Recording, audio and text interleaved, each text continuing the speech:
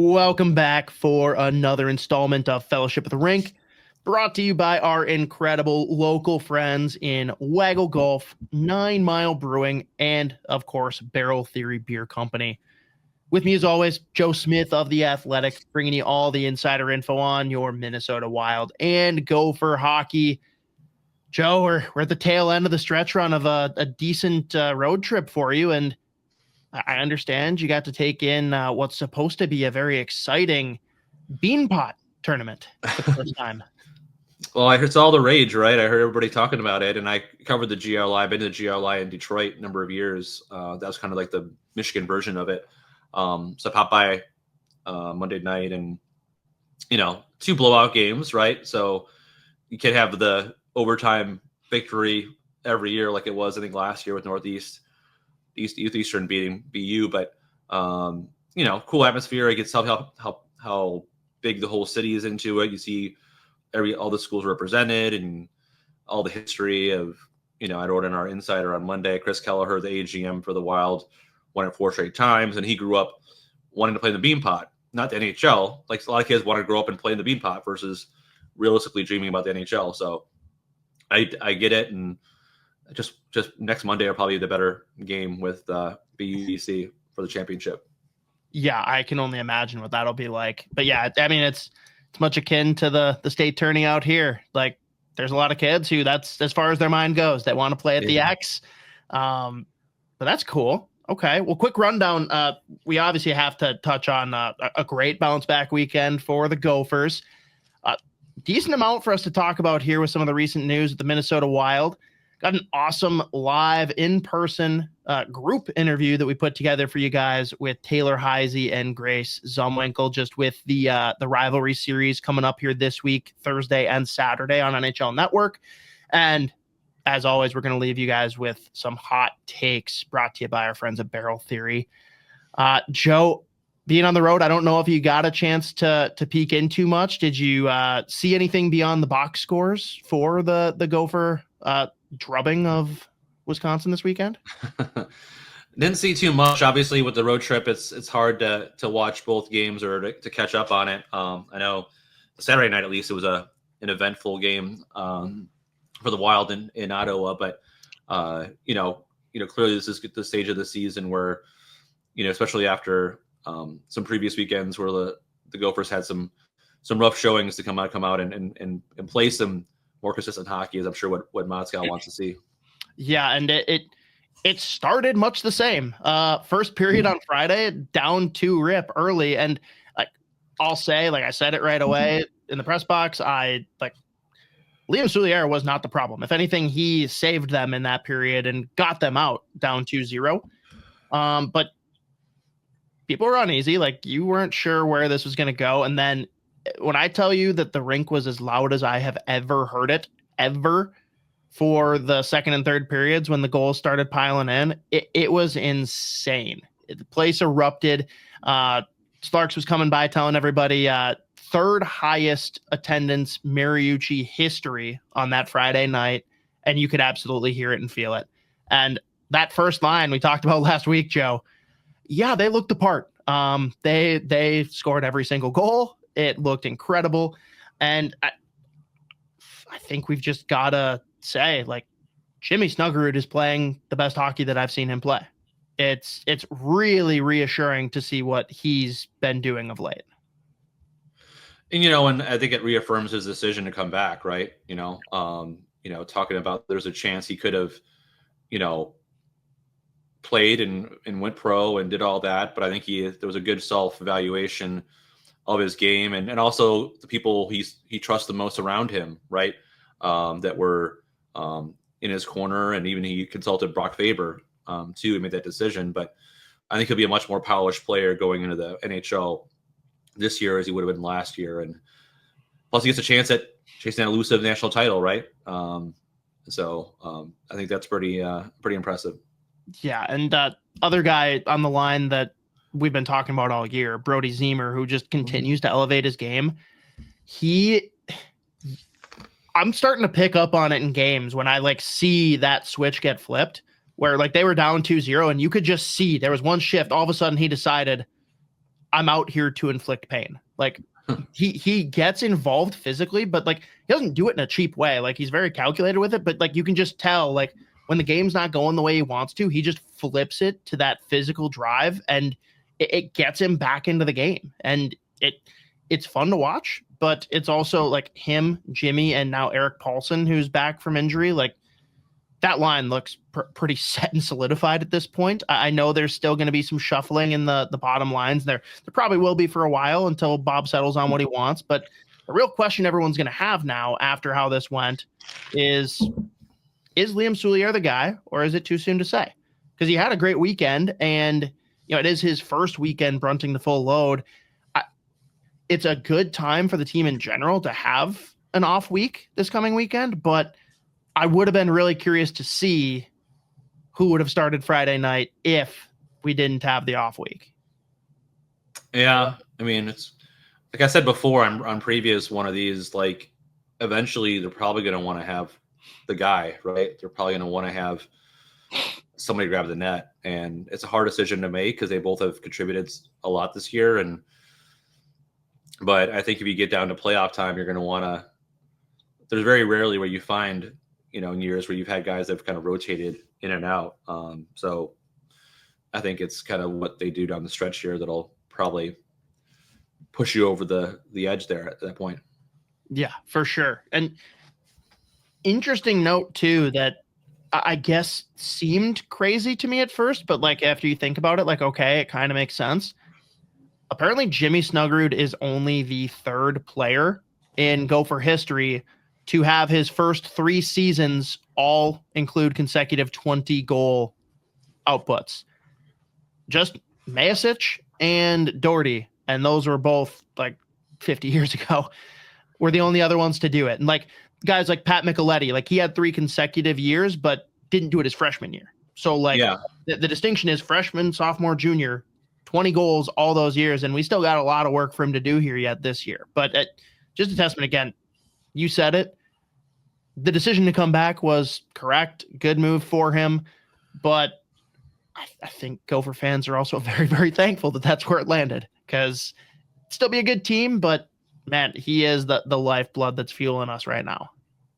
He is, and like you said, like that many guys stay 3 years, right? So that's why it's rare to have the 3, not only to have a freshman season with 20 goals, but to stay beyond those times. So I think that's more of a, but still the history of the program, guys stayed for longer before and didn't have that number. So that's what makes it really more impressive to me.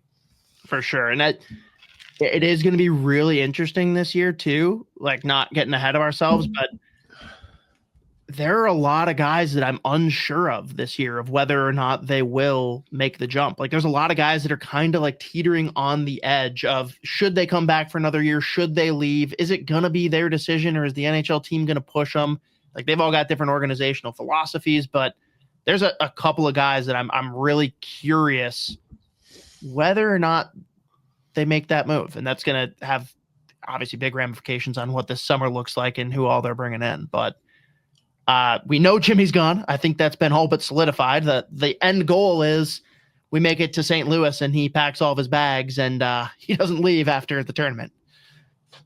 Well, I think that'd be the plan for the Blues, and I'm sure it's planned for Jimmy too. And I wouldn't blame him. It'd be less kind of dramatic than it was a couple of years ago, right? When they had the Knies in favor and Cooley, where like, oh, well, won't they? Like, it'll be less. I think less of a drama or less of a consternation with the decision. Yeah, as long as we don't get another Cooley where they say yes and then change their mind. That was the toughest for me to swallow. I'm like, I understand like the decision-making process and how much pressure he was under, especially weird spot that Arizona was in at the time. But just having real answers and knowing ahead of time so we can actually map the future is ideal. But all right, on the other side, going to dive deeper into a lot that's happening in Minnesota Wildland. Hey, Fellowship of the Rink listeners. 9 Mile Brewing is celebrating their 3rd anniversary this weekend.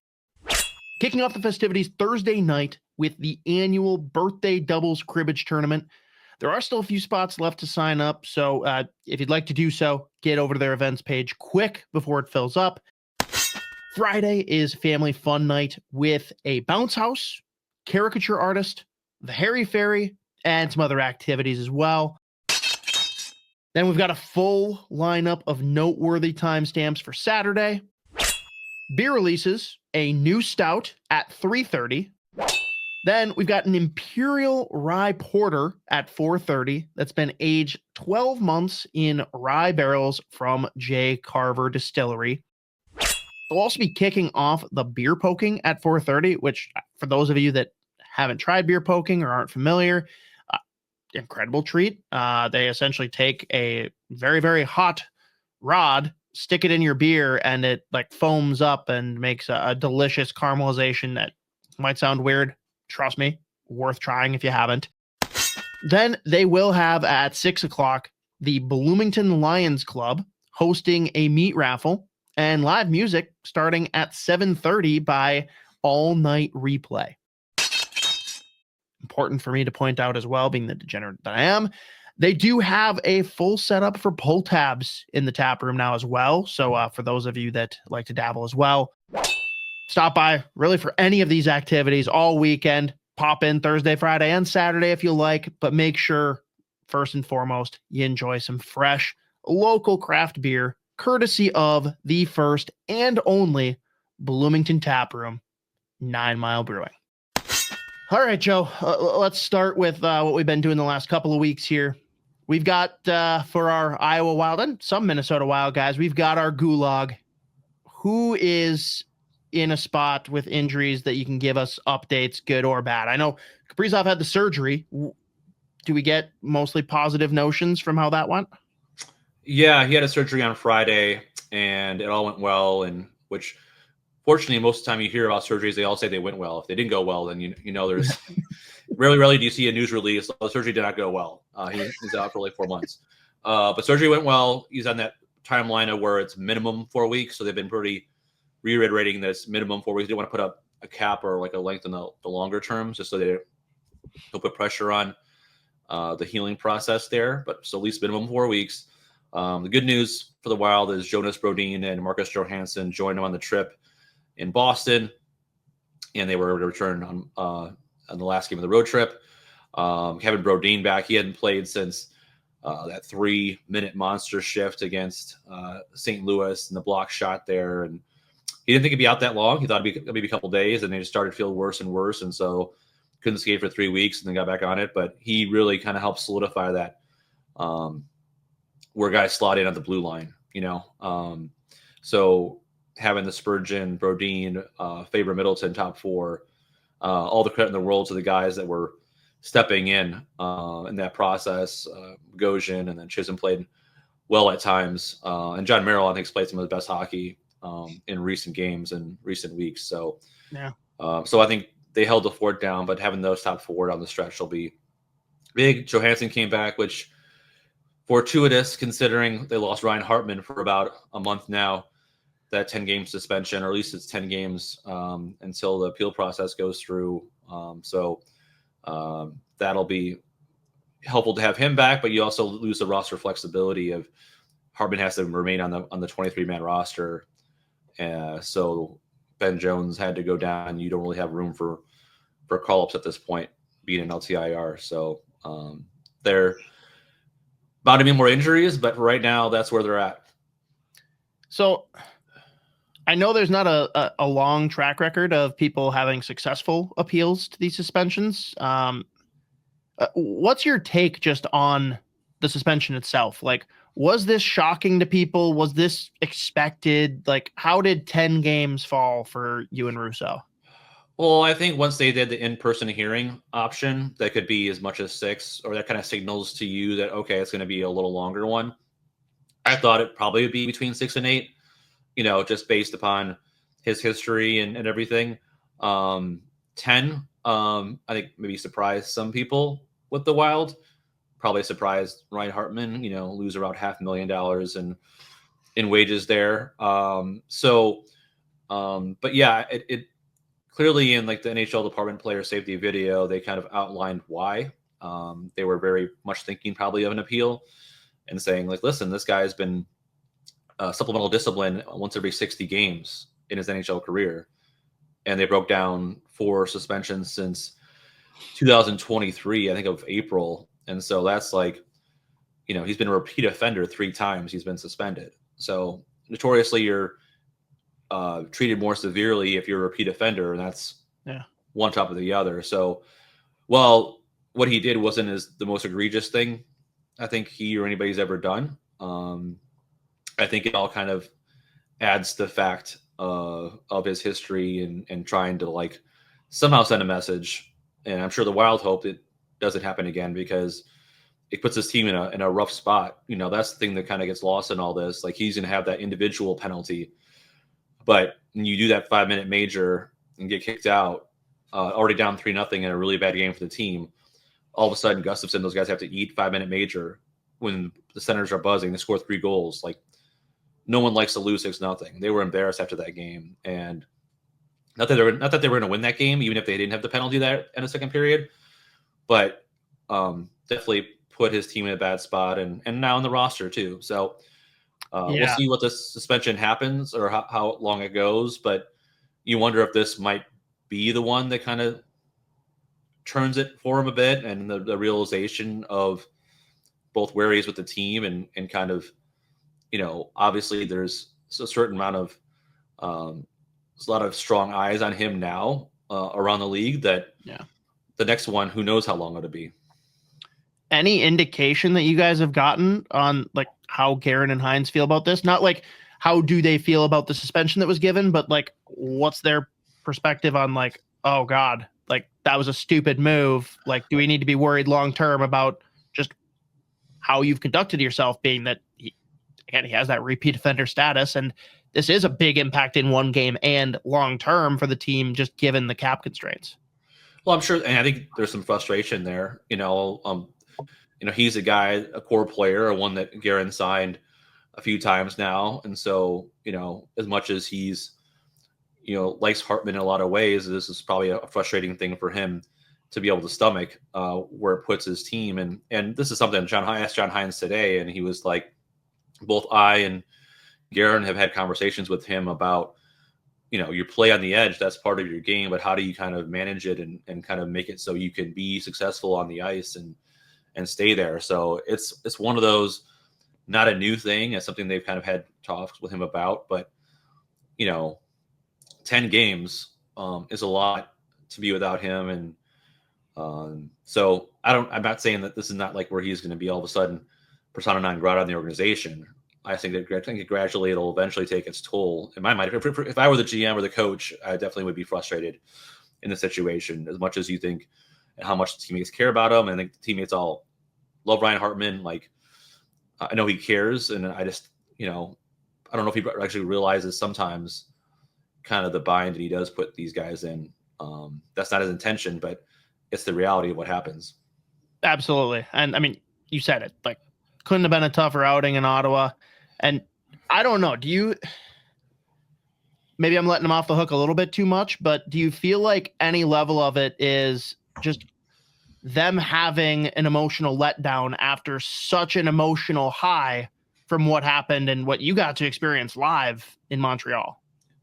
I mean, there's some arguments to be made for that. I know they've all said the right things in between, like, no, it's another game, we can do it. But Thursday, if we're segueing into that particular moment, like, is probably one I'll remember when my career is over, as one of the top 5 moments I've ever covered. And I covered Cup finals and championships and Super Bowl and World Series, like all these things. And they're all special for their own reason and kind of fun to be around. But to have that, legend and player from the motions of him in his hometown and his family all busing in, and like just how organic it was. It wasn't planned. It wasn't scripted.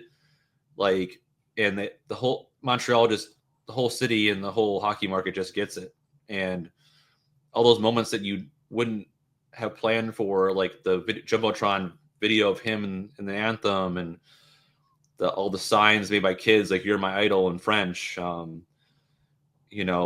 linesman delaying a face-off in the third period so that ovation can go longer and longer, and and the Canadiens deciding, led by Matheson, hey, we should do something special for Flower at the end, and they shook his hand. Like, I think it's all kind of went into a very night that a lot of people, players were like, this is something that they'll remember for the rest of their lives. So even if they weren't the subject of the adulation, and it was emotional for Fleury. We would about it again on Saturday, follow up with them on what will you remember the most and what was it like and what's your future and everything. And so I guess they couldn't have played any harder for him that night.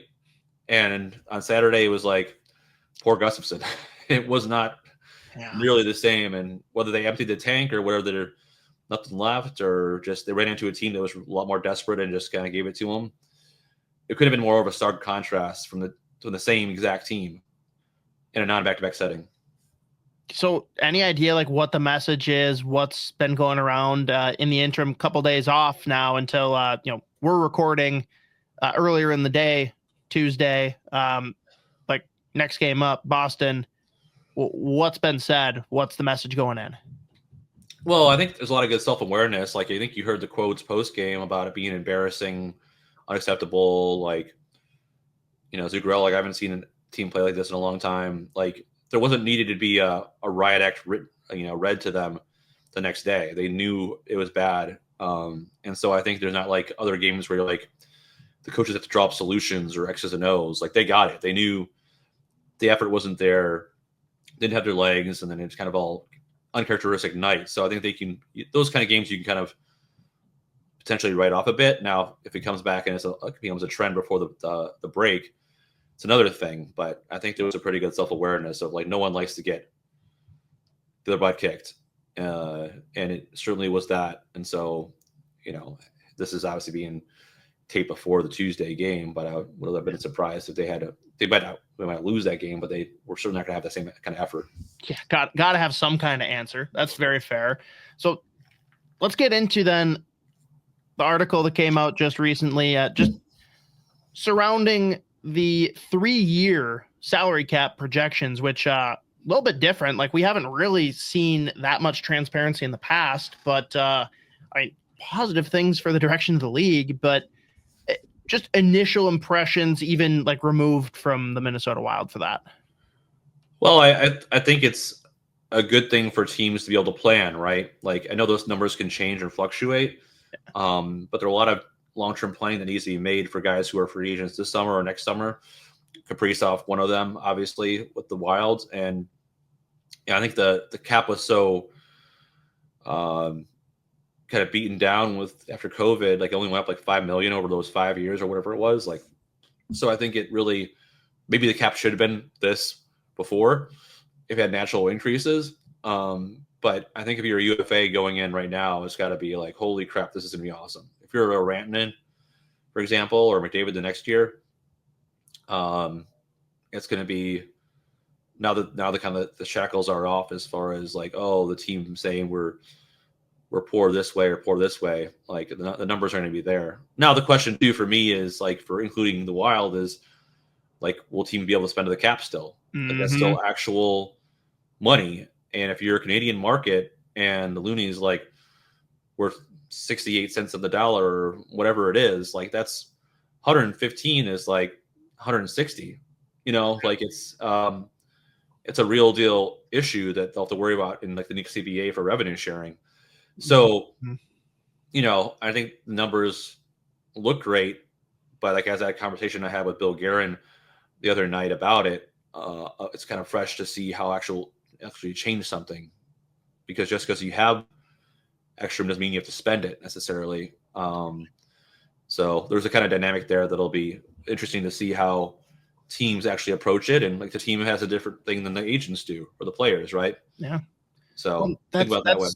That's what's really interesting to me is like, is this going to create like a little bit less parity in the league? Like, are there going to be, whether it's big market teams or just teams that have like, Minnesota's not a big market team, but when it comes to hockey, like, yeah, we are. Like, are the teams that spend going to overtake the ones that don't? And like, I don't know, probably too early to tell with the news just breaking, but you get the sense that the Wild are going to be motivated to be a team that spends to the cap regularly.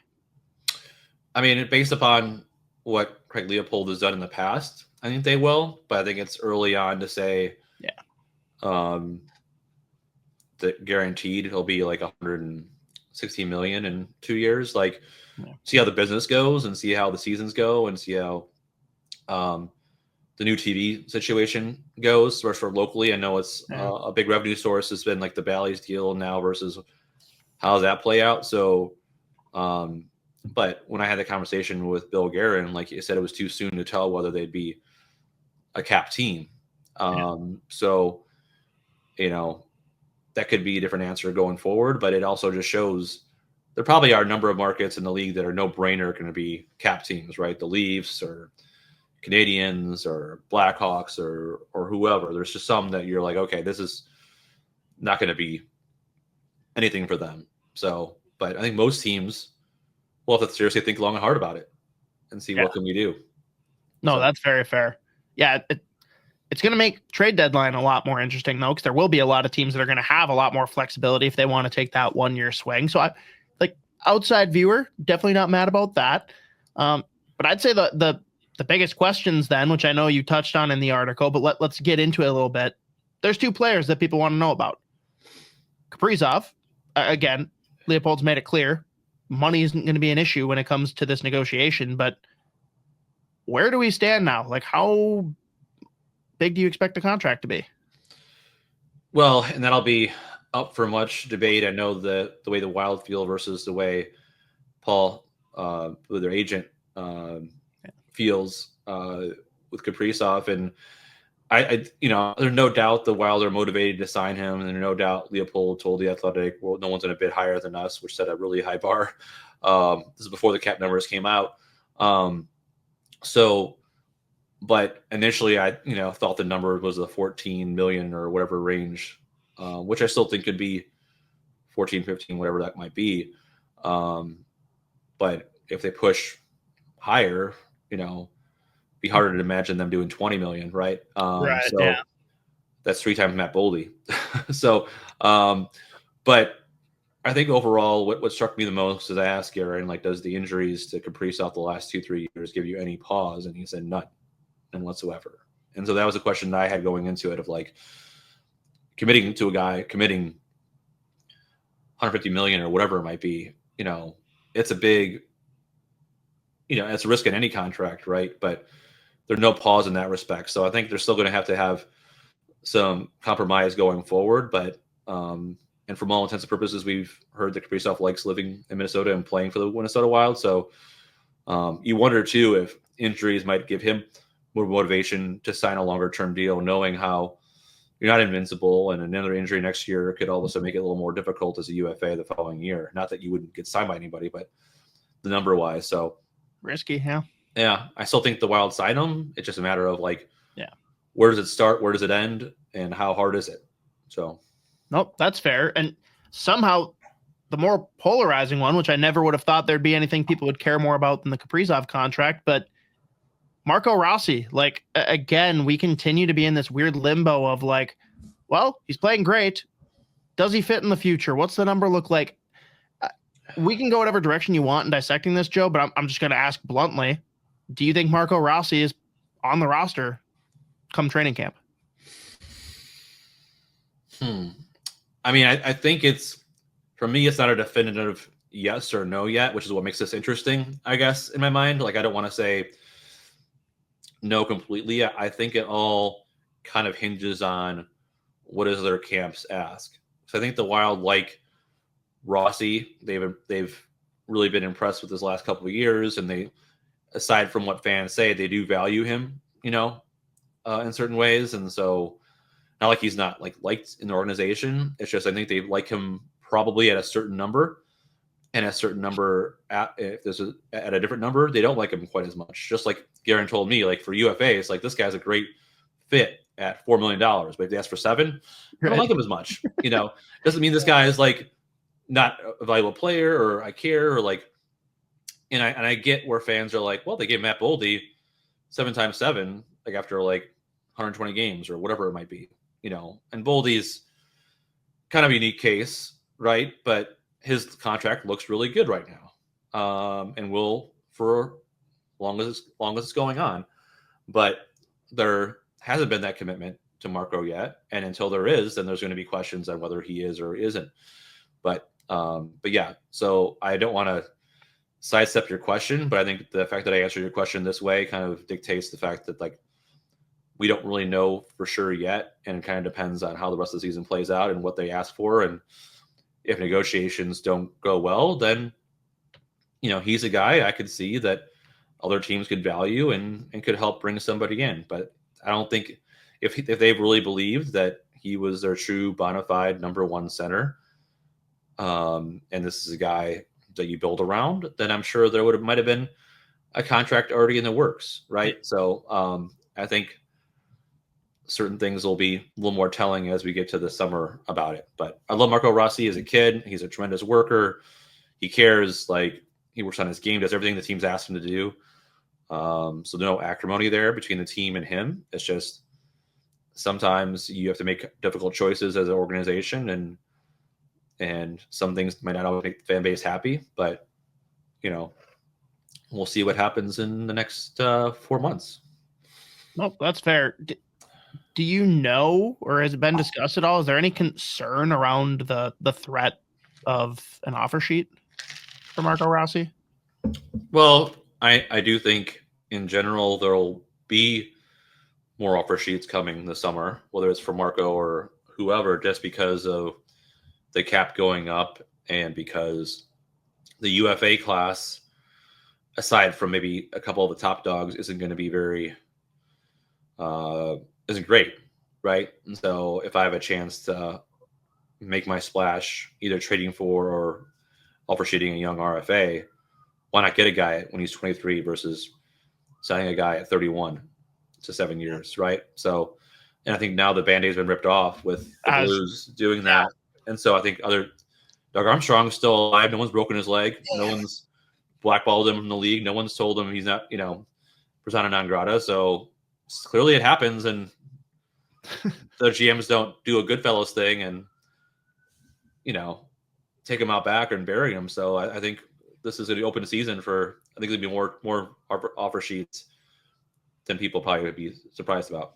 Yeah, I definitely agree with the idea that we've broken the seal. I will be really interested to see if anyone ever has the balls to offer sheet a New York Islander. That's what we need. But outside of Lou, I agree with you. I don't think there's going to be any Goodfellas type reaction. Well, anything else you wanted to hit on with Minnesota Wild before we kick it over to that sit down with Taylor Heise and Grace Zumwinkle? No. I think obviously they've kind of rebounded nicely on the road trip after what was a really rough homestand there, and the key is getting into the break with their head above water, and they should be, based upon depending on how it goes against a few games this weekend at home. But the number one question will be when Kaprizov comes back, and we'll have a few weeks to stew on that, the Four Nations, which will be fun to watch. Perfect. Well, with that, let's send it over. This interview is brought to you by our friends at Waggle Golf. Waggle Golf believes what you wear on the course should reflect your individuality, who you are, where you're from, your hobbies, interests, and passions. All the stuff that makes you, well, you. That's why every design is inspired by the desire to create a piece of apparel that strikes a chord when you see it, that makes you say, wow, that was made for me. Because in a lot of ways, it was. Ready to get your waggle on? Go to getyourwaggleon.com, throw in promo code SP10 at checkout to take 10% off your entire order. Joining the show live here from XL Energy Center, both making their second appearance on Fellowship of the Rink. Pretty big deal. We have Taylor Heise and Grace Zumwinkle. Appreciate you guys joining us. Thanks for having us. Yes, thank you. Now that we got the dirt on both of you guys from each other, now we can kind of have it together, right? Now that you also have given your takes on each other and your backgrounds, now we can have the questions for both of you. Thanks again for coming on. Appreciate it. Taylor, I'm sorry that the Purple Rain didn't make the team name. It's okay. Not everything works out the way you want it to. We lobbied hard for it. Yeah. Oh, Grace and I were lobbying every day. We still think about it, We though. still think about it, yeah. I mean, Frost is a good name, solid name. Yes. But what was the biggest names that were talked about inside the room, like from the players? So what were the leaders and as far as like the? I really don't think people cared, to be honest with you. No, Other I than don't us. think so. We were lobbying for Purple Rain, and then everyone kind of got on the bandwagon. I even think I posted on Instagram about it. And then a few people like heard random names. I heard we were maybe going to be the Marmots, which sounds like vermin. Not good. Veto. But yeah, the Frost is great. We're taking it by storm. But I think there's this Twitter account that I don't think they troll us. I think they're a good support of us. But it's the Minnesota Frost in quotes Purple Rain. And I love it. Legacy's still living on. Legacy is living on still. Did you guys ever hear what Natalie Darwitz said for her idea for the team name? No. I don't think so. She wanted to do Minnesota Miracle and like straight up go full 1980s garb. I mean that, but also you'd have to get past the trademark of the football and that and everything. I think it's cool. I do. I think that would be cool, but are you playing the Miracle because of the Vikings or like the 1980 Miracle? You got the hat on right now. It's definitely more off of this, yeah. Yeah, that's fair. But then we would have to switch to the purple color. That, yeah. And then Purple Rain was always the front runner for me, but I thought that was like an interesting idea. It's a good take. Yeah. It's a good take, yeah. You always had to have some ideas. Yeah. Well, as you guys know, Fellowship of the Rink is the podcast name. Lord of the Rings, we're both big Lord of the Rings fans. I know we talked about each other's nerd itches in the first time on there. Could you give of your friend or teammate what their biggest like nerd itch or biggest kind of like quirk is that you, since you know each other so well? Like, Grace, can you start with Taylor on the biggest kind of quirk or like what I like? Like there's a few. That might surprise people. I mean, and dogs aren't nerdy, to be clear. I just was going to say, I'm a pretty open book, so that's hard. I speak a lot about my personality. I wouldn't say it's like a hidden secret, but she knows a lot about basketball. Like we went to a playoff game together, and I was yelling at Naz Reid, and I was yelling about like he kept missing all these shots, and she was trying to like construct the game down for me. Obviously, her boyfriend and her whole family plays, but she kind of geeks out about that. Yeah, I do. Or TikTok. That's fair. When the band came up, I was very, very unwell, but then it came back, so it was fine. For Grace, I feel like she's a little bit more soft-spoken than me, where not everyone knows, but she's like a crazy good pickleball player, a crazy good tennis player, and a crazy good golf player. Add hockey into the mix, and that's a quadruple of like... Maybe take out the word crazy. Crazy good. Adequate. No, adequate's not right. She's very, very good at all those things. And I think she can nerd out in the sense of we get on the golf course, I'm just like trying to hit the ball off the tee. She's trying to hit the ball 250 yards straight down the pin. Like Tell them the story about when Parker was like, oh, maybe you should ask Grace for lessons. So my boyfriend and he likes to golf, and I just kind of like to be along for the ride. Drive the cart, get a drink, have a hot dog on hole 9, really just be a part of it. And one day I got really, really upset because he kept trying to teach me things, and I was like, this is not your job. This is going to ruin our relationship, actually, if you continue to construct me on this. He goes, maybe you should let Grace give you lessons. Wow. And I came up and told her that, and I'm like, you know what? I don't want my best friend or my boyfriend teaching me, because that's how you ruin relationships right there. I go, I will happily sit in the passenger seat. Back to the drawing board. I just need to take lessons from someone I don't know. Well, like speaking of ruining a relationship, I know you're a big basketball fan, right? You grew up in a basketball family. I was wondering, do you ever give Parker pointers on basketball? Or do you ever how much do you constructively criticize him in basketball? Yeah, I feel like we're both very grown where... I mean, you look at it sometimes, I don't shoot the puck enough. Sometimes he doesn't make his free throws. Yeah. Like, I feel like when we get home, it's more so you get to get out your like 2 things. I'm like, oh, we should have done this better. I could have done this. And then it's more of a sit and listen type of thing. If I want if I want constructive criticism, I will ask. Very rare is that going to be coming out of my mouth and asking him what he wants. But I mean, we do a good job. I feel like when you live together, you know exactly what people want to hear and what they don't want to hear. So I feel like I give very limited. And we'll play together. Like we'll go play pig. We'll go shoot hoops, and I shoot baskets with Brooke Bryant before the game underneath the X, which is really fun. But yeah, he's slowly becoming a student of the game. from his analysis, he's trying. Well, so. Because I'm more on your wavelength, Grace. Like I'm not big into basketball. Like I would go to a game, cool environment, whatever. What are the things that like basketball players hate? Like in hockey, like people yell shoot. Like you're not thrilled. Like is there anything that like fans are known for doing that the players are like, please stop? people are like, shoot. Obviously, you have a shot clock, so there's not a lot of time to get down to business. But also, when it's just really stationary, people are like, move. Like, people yell, move, move, move. Just do something. Like, get it into the post. Do something. Like, I think there's certain teams that run very aggressive sets in the sense of they have very athletic people on their team. If you have kids on your team that aren't as fast and not as athletic, you can't do a lot of movement based on their abilities. So that and just people heckle everyone at free throws. Constantly. Parker took one last game. He's actually been semi-okay recently at it, but some person was up on the top row as he was shooting, and it was sold out against Oregon, and they're like, you're 26 years old. You've been in college for 8 years. Go get a job. And literally he's shooting. It's silent, and he's shooting his free throws, and the guy's just heckling him. Did he make them? He made the first two, and then he missed the third one. Okay, pretty good. But good. He's not shooting a three, so I don't know why someone's following him out there. But That's awesome. So, Grace, on the pickleball side of things, then, you're crazy good, as was just mentioned.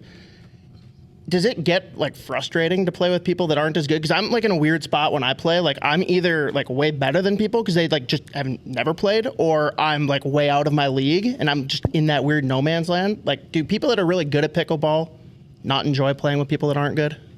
Well, I mean, I think my family comes from a tennis background, so we all kind of just hit the ball as hard as we can. But in pickleball, it's supposed to be finesse. So whenever I play someone, they're like, you're not playing the right way. And I'm like, but I'm winning. And so I'm like, it doesn't matter as long as the ball's getting over. But my family likes to play, and we're competitive with each other. they literally play every Sunday. Yeah, usually someone's upset leaving the court. It's a different kind of church. All right. Yeah. Lori or Mike. After church. They'll go to church, then they'll go play. Is there a sport you guys could be teammates together and good at? Other than hockey, what would be the sport if you like a doubles tennis partner, or what's the sport you guys could play together? You think that would be If I got down to it and really worked on my tennis skills, I think I could be a decent partner. I would just because we don't yell at each other, so it's it'd be good. Or badminton. I feel like we could be pretty good at shoulder mobility. Maybe not the best. But what about kind of a dumb one? Bags is good. Okay. It's a little less athletic, a little more finesse, where you can just have fun and let loose a little bit. Or we could play. Actually, our shoulder mobility is not great, so volleyball's probably not in the game either. The more we've grown, the worse it's probably gotten. But God, badminton sounds like that would be a fun one, or just any of the basic yard games, drinking games for the summer. The Frisbee one where you have to Can Jam. that's That's a great fun game. one. I like that one. That's one game though that one person that isn't adequate ruins the whole game for correct. everybody. But if you've got people that are at least okay, that's I love summer probably games. my favorite right now. Great beach game? Yes, love summer games outside. Speaking of letting loose, your celebration after winning the championship, most teams have their favorite stories from it, or the event they went to, or somebody's house they had the party at. What was your favorite kind of post cup celebration? I mean, we got to do a lot of fun things. Obviously, each person got their individual time with the cup in the day, but we got to do the first pitch at the Twins game together, or going on the field at the Vikings game. And I think it was just cool to see Minnesota sports, and being raised and growing up in Minnesota, just how much support we truly got from the state. Yeah, her parents also love to throw a party, so I went to 3 parties at her house, which is awesome. Her dad was drinking out of the cup. We had a great time. I also would 100% agree with we pretty much got to go to every Minnesota sport in season at that time. The first pitch was awesome. Both of us were very, very nervous for that. We made it there. Right there. And then the Vikings game was sick, obviously being on the field and being able to do all that stuff. And I have an in with the Timberwolves. Jeff Munichie is their ticket manager and operations guy, and he helped me get a suite, so all of us got to go see. This is when she was heckling Naz Reid. Even though he is the pride and joy of Minnesota, a lot of people really love him. But yeah, we got to go there and see them play, and it was pretty much the tour to Minnesota sports, which was awesome. I didn't know. I thought there was a chance where you couldn't have a day with the cup, right? I thought there was chances before that. I don't know if cooler heads prevailed, or so you took it to your house too, or what was your day with the cup like? Yeah, it didn't look like we were going to get it at first, but when you have Miss PWHL herself, Kendall Coyne, she's making sure we're getting that day. So she put the hammer down, and we ended up getting it. It was a little late. I think I got mine in October, which felt like maybe October? a whole year after we won. Luckily, the season hadn't started yet. Yes, yeah. So it was about, I think it was October, like second week of October, and I kind of planned it, and my mom is a teacher in the Lake City School District, so we wanted to plan it around some sort of event in Lake City. I don't need it to be all about me. Just add something else in there. I'll bring the cup there, whatever. I went to breakfast at Tony's Diner, Minneapolis, on campus with Abby Breen, my teammate at the time. And we had breakfast there, and then I brought it to my boyfriend's dad's school in Matamidi. And then I ended up bringing it to Hanish Donuts in Red Wing, which is the best bakery. I always bring back stuff from there, and then ended up bringing it to, there was a Athletic Booster Club event. So if you wanted to take a picture with the cup, you donated $5 to the Booster Club. So I got to see, a lot of people came out of the woodworks for that one. Gopher Booster Club? Yes, for the Lake City Booster Lake City, Club. okay, yeah. And there was one of them, I used to do punt, pass, and kick as a kid because my brothers were super competitive too. And he was the one that was tallying down all the scores, and he brought like my old score sheet. And I hadn't seen him for like literally 20 years. So it was very interesting. And Grace, your cup day was at your parents' house because you threw a lot of parties there? Is that what it is? They're the party people. 3 cup days. That's what it sounds like. And then there's a local ice cream place in Excelsior called Licks that my family would always go to. So I actually put ice cream in the cup, and then people like little girls that play Minnetonka Youth Hockey came and ate out of it. What flavor? Literally, it was like every single flavor you could think of. Okay. It was just a hodgepodge. That's yummy. You guys win the championship, and obviously an interesting summer or off season for the team as a general. Like for you guys, grew up in Minnesota, and like Nellie Darwitz was let go. Like how hard was that for you guys individually? I know she drafted you, you signed you. Just how was that? What was that moment like, or that week like, when a lot of things were changing with the organization? Yeah, it's obviously a tough topic to talk about, just in the sense of you want everyone to be successful and move on to better things if that's what's going to happen. But I know for us too, she coached us at the Gophers, she coached us here. Being the GM, obviously, is a different role, and it's hard. Professional sports are a hard thing. Like you can, in our league right now, you can see it. People are getting traded all over the place. When you saw Jocelyn Larocque get traded from Toronto, that means no one's safe, because that is literally where she's lived for years. So I think it's obviously a tough topic, but she is someone that we both look up to, and we hope now she's able to do something that she loves, obviously outside of the sport. But yeah, she made a good impact on us, and obviously we were sad to see her go. But like I said, professional sports is a very interesting thing, and we're kind of just getting into it now, and it's just is the way it is. Yeah, and I think it's like you see all this turmoil externally, and it's like at the end of the day, like you have a season that's going to be starting, and so it's like we just kind of focused on how can we enjoy our summer and be prepared when the puck drops. Yeah. Are there any misconceptions out there what happened, and like with the team? I know there was talks about like back and forth between whether Ken Klee and like Darwitz, or was like I'm sure there are things that were out there that probably were incorrect too. But yeah, we try to stay out of that as much as we possibly can. I feel like the drama that we enjoy is like fake stuff on TV. Like, well, I'm not into the team stuff. I think for us, it's more so media and social media get a hold of things really quickly, and they can unravel in front of your eyes without anyone even making a comment. So. And for us, it wasn't worth it for anyone to speak out about it. I don't think people would have believed it regardless. But at the end of the day, you're not going to have a winning team like we did without having the ups and downs of the season like we did. But also, you're not winning all these games with all the stuff that was out about us. Like, we're not going to come out and say so-and-so was wrong, that's false. The more you fight it, sometimes the worse it gets. So we just kind of let it go. And I think this year we've been proving that, all that stuff that was said about us, even though we won, like we're not taking any of that to the heart. All of it's just going to get thrown over the head and let go. But yeah, we've had a really good year, and I really think the drama has not been following us too much this year. I would agree.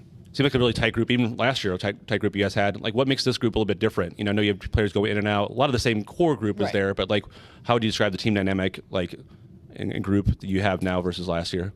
Yeah, I think we have like a lot of young energy that comes into the rink, and it's like as the season gets longer and longer, people are like maybe less excited to come to the rink, and I think just having that youth presence is something that we try to take pride in, of like how can we bring a positive attitude for the time that you are at the rink. And I think that's something that a lot of people have also followed, but I think also just across the locker room there's a mutual level of respect for each other, and it's like if she goes and does one thing, like I'm thinking she's going to do that for the best of the team, not just because she's Taylor or whatever it is, and you carry that down the line. And I think everyone has that for each other, and I think that's what some of the most successful teams have. Yeah, and I think our locker room brings a lot of charisma, and there's a lot of comedians that I don't think their personality gets shown too much in the media, just based on either they're not asked to do it or they don't really care to be out and about saying it. Who are the Maggie Flaherty for sure. Brooke Bryan is I've kind of said it a little bit about her, but she is like just all over. She is in no one's she is in no specific friend group. She is best friends with everyone, and I love that about her. And I've said it. I can't say the same thing about me. I do not expend my energy in ways I feel like I will get too burnt out in that sense, but she does a great job of making sure everyone feels loved and cared for, and she's really funny. Maggie's really funny. I feel like we have some quirky, low-key funny. Sophie Jakes is quirky and low-key funny. And then if you get Nick Hensley going, she's not going to stop laughing. So we have a lot of laughers on our team, too. She's the same. Britta. Britta is very funny. Britta says, we get to the locker room, we get dressed, and we go about to go out for the game. And before every single period, she says something behind us. She's like, guys, do it for the women. Or she'll say something crazy. Liz wasn't in the game yesterday. She's like, guys, we're playing for Liz. R.I.P. Liz, we're playing for Liz. And then Claire Thompson will add in a little funny thing at the end. But lots of funny stuff going on.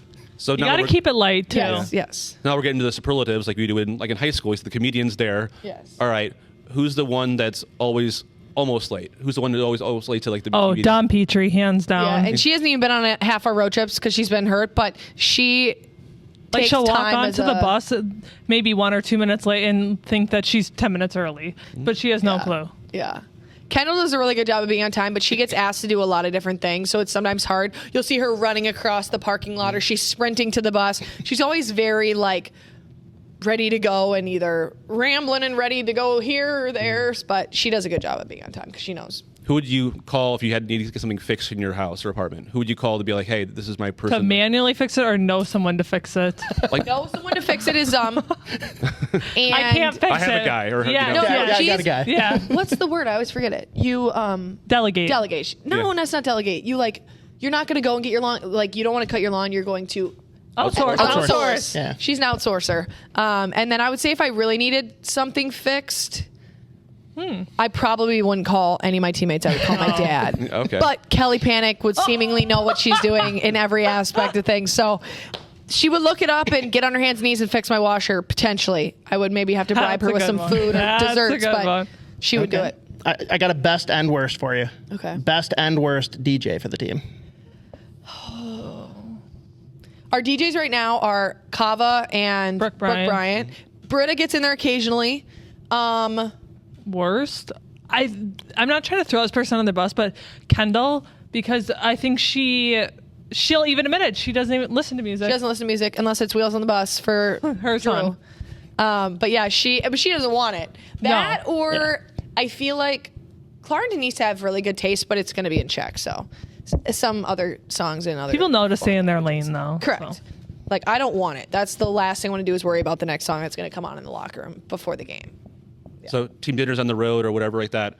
Who's the person who would forget their wallet, or who the person who would the person who might skip out of the tab? Alligator arms. It's alligator arms. She will never. She's going to take the tab all the time, which I always appreciate. But then I also want to slap her over the head and say no. But maybe forgetting their wallet would be. I feel like everyone's pretty good with it. And there's Venmo these days, so. I'm trying to think.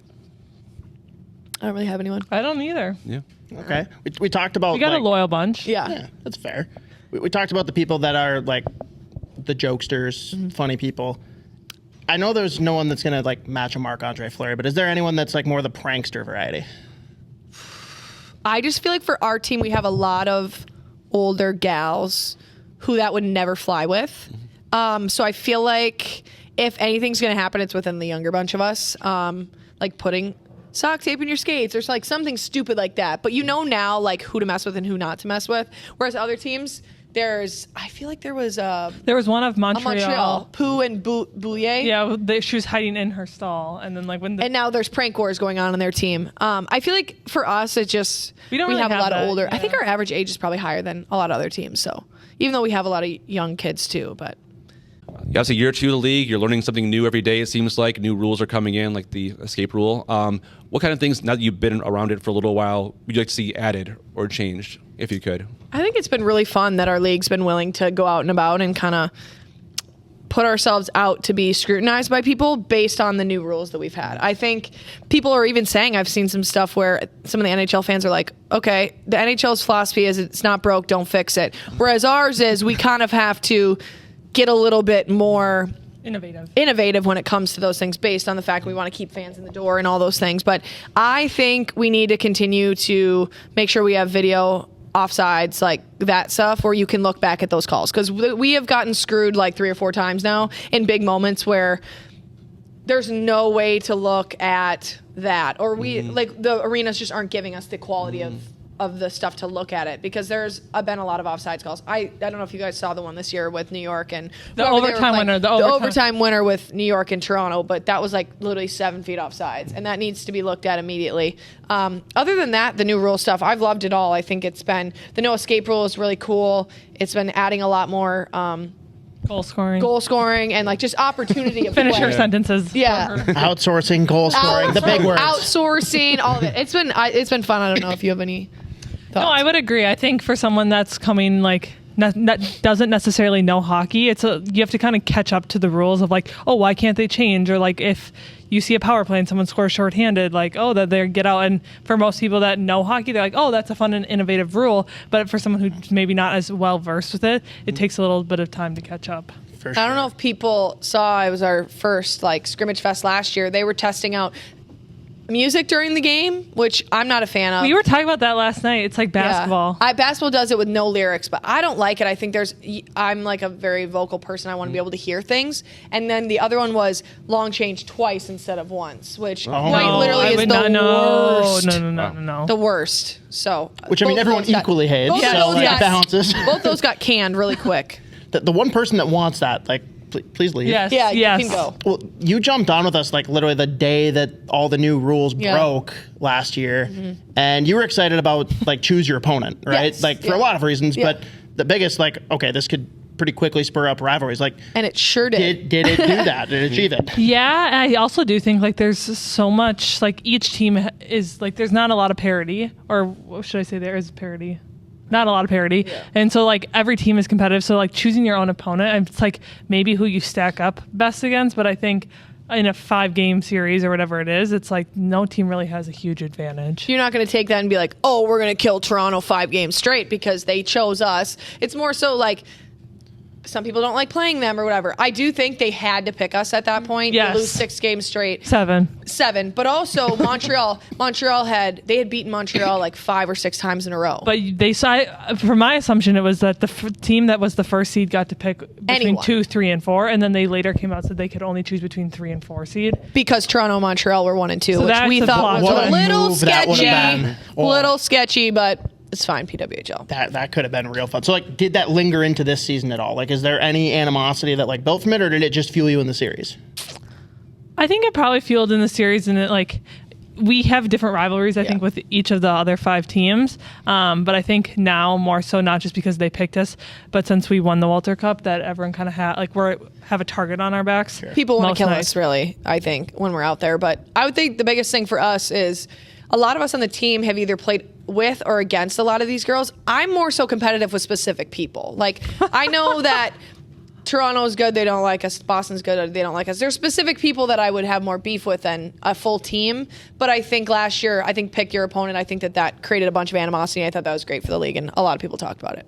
Where would you like to see the league expand to? I know there's talk of expansion of what the next city would be. What would be a market you think that would work, I guess, for... I mean, you look at the takeover tour and like how well attended all those games have been. I think having the West Coast would be cool. I also think Detroit is a very plausible option, just given its geographical location. We love a close flight for us. We do not get those. So not West Coast. Got it. Yeah, but like they had such good attendance at those games. Vancouver was great, I heard. I think Detroit, but if you're going to go to Vancouver, you can go to Seattle. Like that's what I'm saying. You have to. You would have to do both, I think, out there. But people were saying Pittsburgh, but then you would keep it on the East Coast. I'm very excited to play in Detroit Yes, in March, same. so we're excited to kind of have that. And I know Washington, D.C. was also a front runner when the initial 6 teams came out, so maybe. I don't know. I think they're going to try to stray against New York, I think, just because of the attendance problems they've been having. But it's tough. That's what Mark Walter wanted, and that's where it's going to stay, which is totally fine. But, yeah, I think really anywhere the Takeover Tour has proven significantly now that we can be successful wherever we go. What's the most unique sign you've seen in warm-ups, like behind the glass that you've... The most, so I don't know, for people that watch on the YouTube stream, it's like ad in progress or something, and it's like this music that gets played. And so someone had a sign in Denver, and it was like kind of making a play on the ad in progress. Nice. But I can't exactly remember what it said, but it's just kind of funny because it's the same ad over and over and over. And by the end of the game, you're kind of like, oh, I'm just kind of sick of it. Like, you got to mute it. Like, it comes on and you're like, mute. I love looking in warm-ups. I'll take 3 laps and just look at every single one of them. And yesterday there was a girl from Red Wing, which is where I went to high school, and she said, I'll trade my twin sister for a Frost win or for a stick or for a puck. Like, she had, like, in quotes, whatever. But I just think that's hilarious because her other sister, they're literally twins, and I met them before. She's like, yeah, it's cool. I like the sign. Yeah. I'm like, you guys are so sweet. Like Matt Boldy got offered like a Reese's for like a Oh, stick I or something love like the that. candy ones. Or, They're like, usually people, going to like, Nick. Nicole Hensley's a Nick gets sucker a for lot. those. So you I guys love can be bribed Reese's pretty too. easily then. Yeah. Oh, yeah. What candy, for the people that are listening, like what's going to entice that the Sour most? Patch Kids and Reese's, but Or a usually the Starbucks Reese's gift card. Gift card with the glass. I love Starbucks. I also love the cool bracelets that people give. I put them on the shifter in my car, and yeah, it's cute. I love when kids are just willing to put some things out there and to put some effort in, just so you can kind of see them, and you can tell how excited they are when they're like me, and then you point them at them, and they're like, me. Really? And then they duck behind the board. Like, no, don't look at me. But they're like, and then everyone else is trying to crowd around them, and I'm like, no, you throw the puck over, make sure they get it. But it's been really fun recently. For kids have really been coming out and showing out for a lot of our team, and it's been really truly a lot of different players. Like, it's not just 3 players they're making signs for. It's like, I saw like 15, which was awesome last game. Rivalry Series coming up. First of all, Grace, are you going to be able to play? I know you've been injured for a little while. Are you going to be good to go for the Rivalry Series? That's $1 million question. It's still a work in progress right now, so we will see. Obviously, just what's the excitement level for it? I know it's something you've been waiting for quite a while, and all the rivalries between the league teams, but obviously there's no bigger one than this. Just what's kind of the mindset or the emotions that you think about when you about this rivalry? Yeah, I think the U.S.-Canada rivalry is like super intense, not just in the women's side, but the men's side as well. And I think we both played at the U18 level growing up, and I think that's kind of where you get a true taste of just like how fierce the rivalry certainly is. It's like the physicality gets brought up that much more, and you see it a bit in these league games, but there's nothing like that rivalry in my opinion.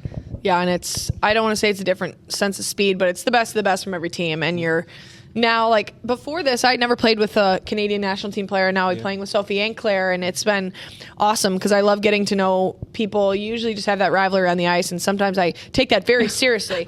But like when I met those two now, and getting to know them, it's awesome. And you get to hear like how they go about things, how they go about their preparation when we're at these rivalry series games. And I obviously didn't get to play in the ones in November because I was hurt with my knee, but I'm just excited to get out and play at that pace and get ready for the World Championships and kind of wherever we're going to be next. Because having very limited touch points, we've talked about this before, but it's really important to be at your best at those. And there's a lot of pressure on it, but it's so much fun when you get out there and get to play with the best of the best. Seems like the USA Hockey overall, you look at the men's World Juniors and you look at, the 4 nations coming up with the team that the men's group has. But you've seen USA Hockey really kind of grow in all area, women's side and men's side, where it's like before it seemed like Canada was a favorite in a lot of ways because it was, Canada, but it seems like US has been really stepping up everything. Yeah, I think men's World Juniors, USA Hockey, like the women's national team, I think it's something that you always take pride in when you get the opportunity to wear that jersey. And it's like, it'll be curious to see how the 4 Nations tournament for the NHL guys go. But it's something that no one takes lightly. And I think it's not just going and wearing a different colored jersey, but it's like one of the times you get to represent your country, which is a huge honor for both of us. Yeah, it's definitely special, and it's something that, a lot of us took really, really, really seriously in the past, just with that being pretty much the only thing that got to showcase the best of the best, and now we get to showcase that every week. But it's more so now you collaborate with the best of the best and only have that. Now instead of a second with the puck, you're going to have 0.25 seconds with the puck. Like everything's amplified, and I think USA Hockey has been doing a good job and a better job with it now, is realizing that it's not us that aren't selling tickets. Like women's hockey players bring in a lot of money and a lot of talent into these arenas, and we can get all these fans. It's proven every single night in the PWHL. It's how you go about selling them and the marketing you put behind us. I think someone on Northeastern, it actually gives me chills thinking about it, when they won the Bean Pot. Was it the Bean Pot? Yeah. And she said, it's funny when you give women this platform and you put a little bit of money into supporting women's hockey and women's sports, like take a page out of our book and do a little bit more, because it's important. And I think USA Hockey and Hockey Canada is really getting behind that now. And just seeing the PWHL and how many amazing things we've been able to do takeover tour-wise, and just kind of learning from that, the marketing side and getting people in the door and keeping people entertained. It's been really fun. Because it's hard for a new league to kind of take off. For sure. It's hard, and then to stay, right? And that's the whole goal, is for that to be like a forever thing, Correct. right? But Yeah, and I think one thing that the league has done a great job is just engaging with fans. It's like sometimes people look at professional athletes and now it's like almost like they're untouchable, like, oh, whatever. And I think our team and a lot of other teams are doing a lot in the community, if that's going to youth hockey practices or just making yourself visible. And I think that just draws people to come to the games and attend more, which ultimately supports us at the end of the day. Yeah. How's your acting skills have gone up with the Waggle golf commercial? God. I try hard. Brock Faber and I, it's sometimes like you got to crack us open a little bit. But it's been fun to just get out in the world and do all these things. And obviously I wouldn't be where I am without hockey and the people who have supported me and my family and just the connections we make. Grace is a huge one of connections. She knows everyone and everyone knows her.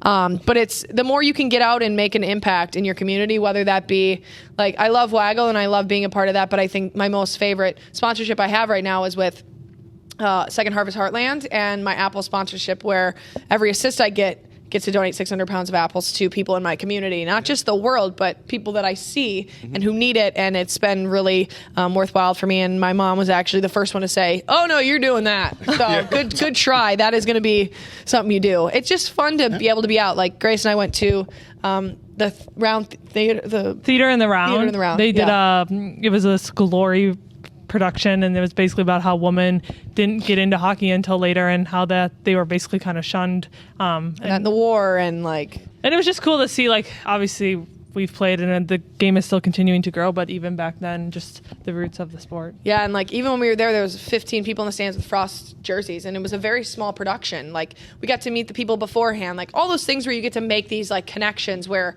if we ever need something, we can ask someone. Like, we're all about networking and doing the things you need to do, because later in life all these things are gonna come back to help you at some point. Who was better at the commercials, you or Brock? Who was better at the ads? Oh, Taylor, she's a better personality. Yeah. I Nothing against Brock, but Taylor can add a little spice. I bring a little personality to the table, but it's more so too, we've talked about it, as women's hockey players and women's athletes, you have to be out and about and doing things. It's just been an expectation. And I think for me, when I came into college, I chose to do 4 extra credits instead of going and doing speech. That was the last thing I wanted to do. It made me anxious. I wanted to throw up. I could have been sick. I heard my other friends do it, and I was like, guys, no, seriously, I can't do it. I took 2 other classes. I did 18 credits in one semester because I was so scared to do speech. And then you look at all the opportunities we had in college to speak and be in front of kids, and it just kind of I feel well rounds you as a person. And for all the things I've been able to do now, it's been really fun to kind of get out of my branch out from just hockey. And it's not just hockey that matters. It's your family. It's what's your passions. It's all the things outside of sport, because hockey's going to be done one day. And it's just what do you want to do after that, I guess, too. Well, broadcasting probably for you. And now you're could have fooled me with the whole I'm too shy to speak stuff. Not anymore. Figured it out. Broadcasting, that's a good one. How'd you get roped into the Waggle stuff? Well, they did.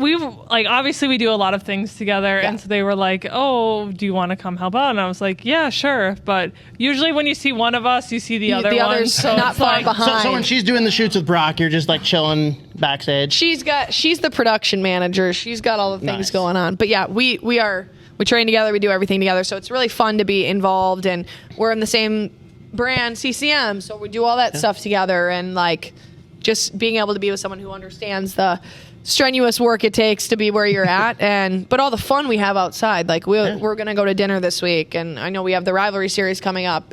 It's important to have those touch points and to sit down and be people before hockey players, because that's something we sometimes get caught up in, and all the drama and people want to know this and that. But it's fun to just sit down and kind of just like hash it out with your friend and eat some good food. We're foodies, so yeah. You guys have mentioned that. Is there a new spot that's popped up at all, or what's the go-to? There's this new one that we saw on Instagram. It's called Flora Room.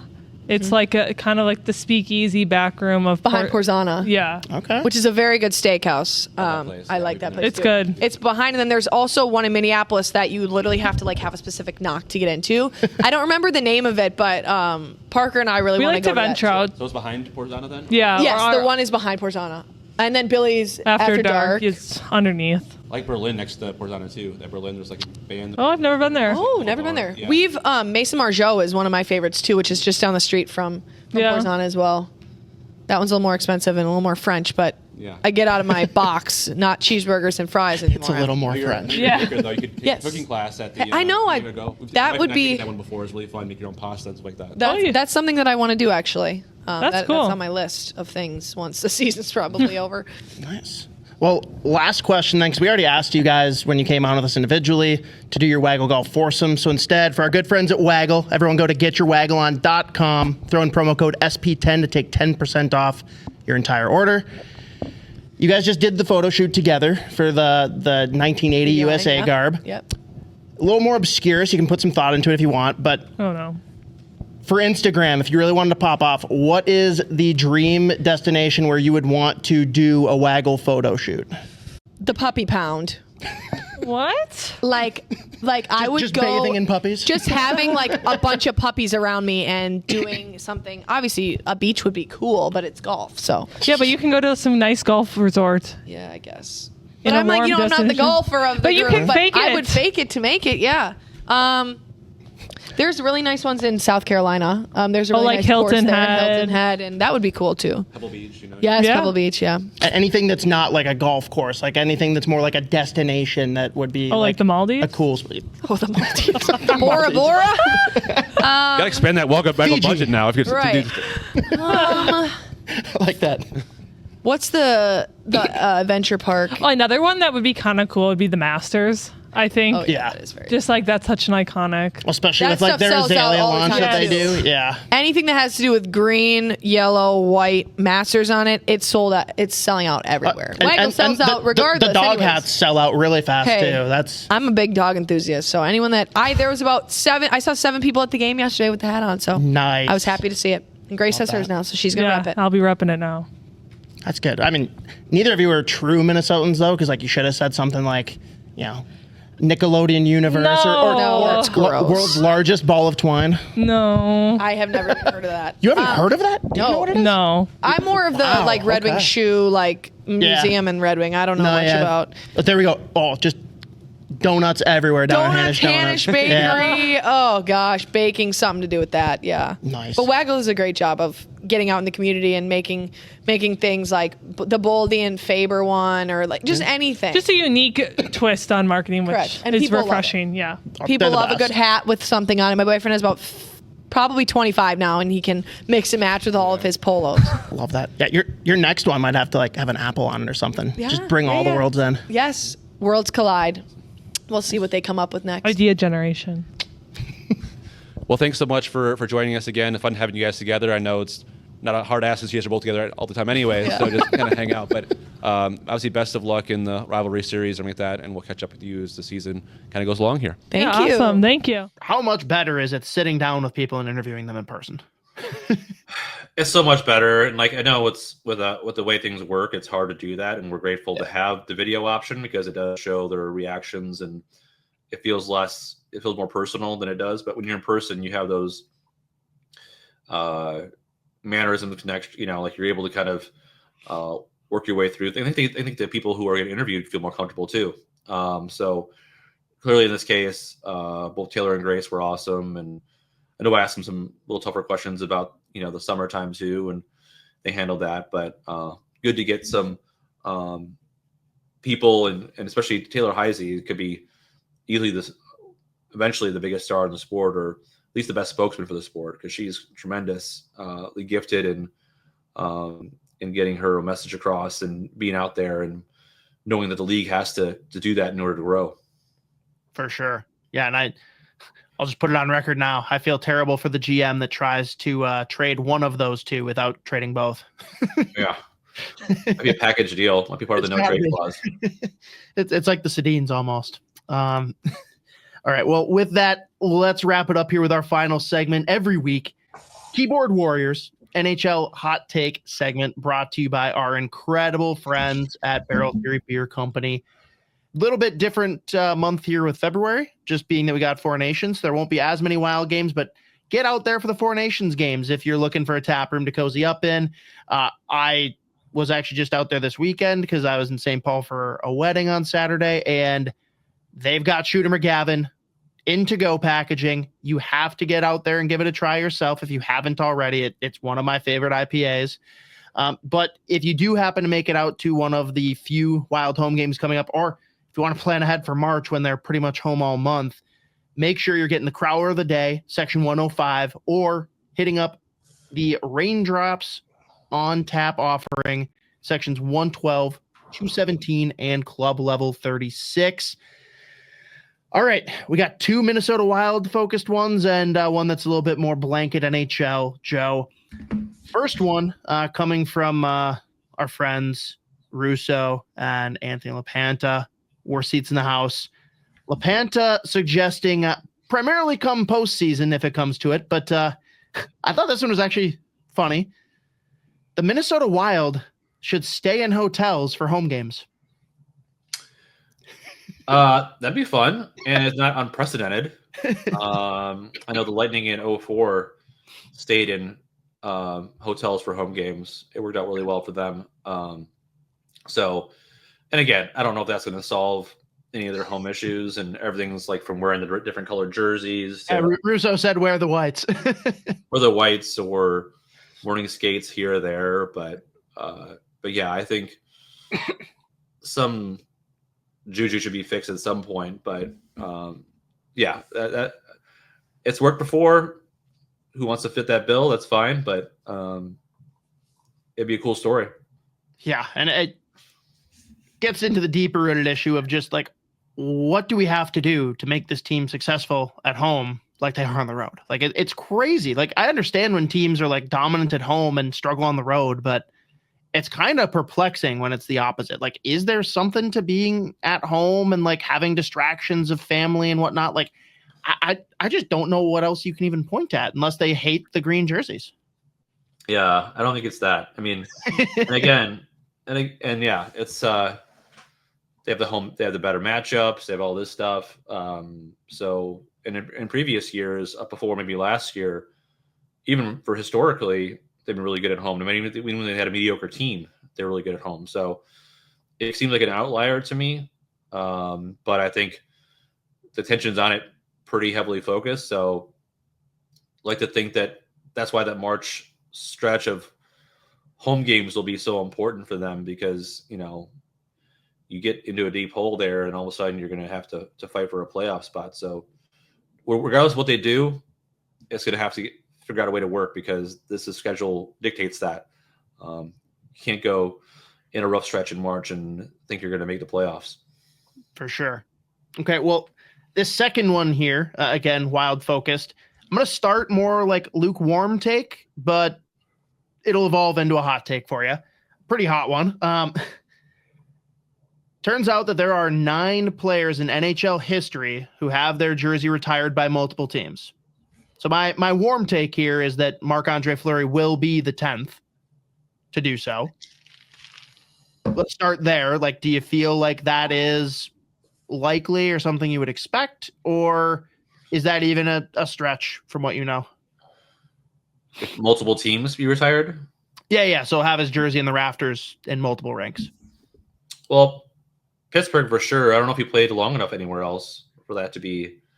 Does Minnesota mean enough to him that he would want to have his number up in the rafters here? And I mean, would we ask? I feel like the sentiment around the organization and like what he's meant, especially like being a part of this final run for him, like I would think the Wild would be like interested, but maybe I'm off base. Yeah. Yeah. I mean, I know he's like somebody put on Twitter, like he should be number 20 should be retired around the whole entire league, which is only reserved for Come on now. a few people, but everyone loves Marc-Andre Fleury. That's hotter than I'm going to get. So yeah, like I think having a role in the organization for a little after this, yes. I don't know if they're going to retire his jersey. Like, sure. Again, and this is not a, new league expansion team that's looking for, I don't know. He's a guy who's unique and who can make some arguments for that, but he's been with the team, 3-4 years, and he hasn't been the number one in any one of those years too. He's had a huge impact off the ice, a huge back, obviously he's played well and been a key part of that team, but it's just, I think a role with the team or versus retired. I think that's inevitable. That it'll be offered at least, not necessarily that he'll take it, but we are the only team that hasn't discarded him. We got that going for us. But no, I think your arguments are fair, but I'm going to really dial it up and I'm going to make this very hot. Based on your experience Thursday night, how crazy would it be for a team to retire a player's jersey that never played for them? Well, like Marc-Andre Fleury's jersey being in the rafters in Montreal. Would they put a Pittsburgh jersey in the rafters? Like they can't put a Montreal Canadiens jersey in the rafters. It just could be a Team Canada jersey. Yeah, that's if the Wild aren't, the Canadiens certainly aren't. They gave him his own jersey retirement on Thursday night. Yeah, pretty much. Okay, nope, that's fair. That's fair. All right, final one that I have here, and this is definitely more obscure, but the genesis of it. I don't know if you saw the video of Mikko Rantanen in Carolina signing autographs for fans. Is that something that I didn't see that? Okay, no. So a little kid goes up to him as he's signing his jersey and says, "I'll give you all the money in my piggy bank if you stay." Wow. And Rantanen chuckled. He's like, "That's the plan." And it just made me think though, because I don't even know what the rules and regulations would be like. What would stop Minnesota Wild fans from creating some kind of crowdfunding, like GoFundMe, whatever, to give extra money or enticement for any player to stay? Like, doesn't have to be Kaprizov or Rossi, but is that something that you could ever see happening in the future? Is there something that the league has in place that firmly stops that from even being possible? Like a GoFundMe to sign? It's just money that fans are all contributing and it goes to Kaprizov. It's got nothing to do with the NHL or salary cap or anything. Well, versus a corporation, right? And doing something, a sponsorship deal. I've heard of sponsorship deals being part of negotiations. All right, so he can be sponsored by the people. Well, yeah, I know. under the table cash, but no, I mean, I've heard of teams saying, "Oh, you come here, you be more marketable, you might get these endorsement deals that aren't part of the contract." Toronto, they would do that and everything, but yeah, Toronto leans heavy into that. But yeah, I think it's funny to think about GoFundMe. Keep Kirill, Minnesota, GoFundMe. Yeah, you got all these people hey, I need a kidney transplant. Hey, I need to pay for hospital bills. Hey, we just want this really good player to stay here. Kind of ridiculous, but tell me that there aren't fans crazy enough to start one. There are certainly fans passionate enough to do that for sure. Yeah, passionate's a more fair way to put it, but yeah, just interesting. As soon as a kid offers to give all the money in his piggy bank if he stays, that's awesome. I love that moment though, for sure. Yep. All right. Well, there it is. A couple of interesting hot takes here. Again, thank you to our great friends at Barrel Theory Beer Company for bringing this segment every week. Joe, we already talked about some of the articles that came out recently. What do folks need to be on the watch for coming up here soon from The Athletic? Anything you and Russo are dropping? Yeah, we'll both have some stuff leading to Four Nations. I'll have the Matt Boldy story, and he'll have a few on Jack Eichel and overall stuff. So, and then we'll wrap up obviously this week with the Wild going into the second half and everything like that. So, yeah, we'll have those ones, and my Zeev story will eventually come out here this week. It got pushed back last week, but it'll be out next couple days. Awesome. Well, everyone, be sure to check that out. Again, if you aren't already subscribed to The Athletic, I'm sorry. But be on the watch. There's always deals popping up, and you need to get involved, especially coming into the stretch run with the playoffs hopefully looming here if the Wild keep things on track. But that's it. That's a wrap for this week. Again, anyone that is new, appreciate a subscribe, 5-star review, like anything helps.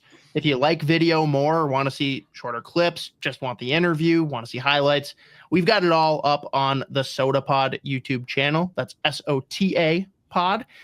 But otherwise, I don't know. It's going to be interesting, Joe. I know there might be a little hiatus for you on a couple episodes. Just give everyone the heads up with you getting much needed travel and escape during the Four Nations. But regardless, we got another great couple interviews lined up for you guys the next couple of weeks regardless, and going to keep bringing you the good content every week. Appreciate you. Thanks so much, guys.